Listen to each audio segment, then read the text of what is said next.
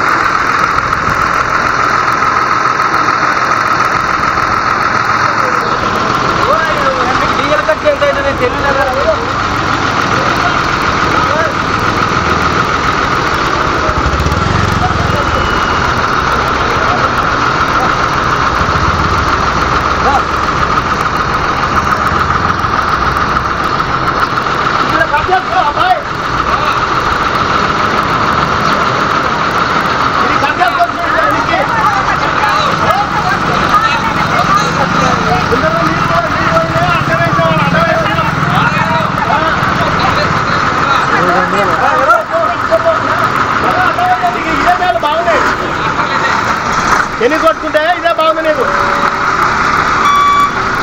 నువ్వు ముందర కూడా చెప్తా కొంచెం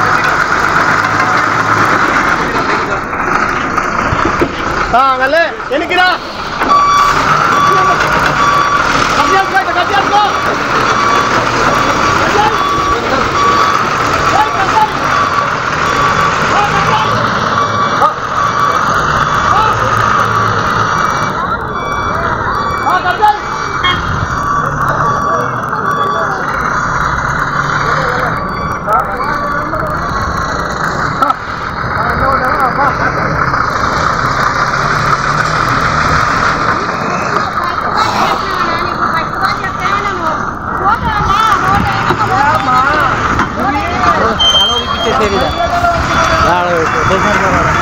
అడ్డం పెట్టేసినారు, ఎక్కువ వేసినారు.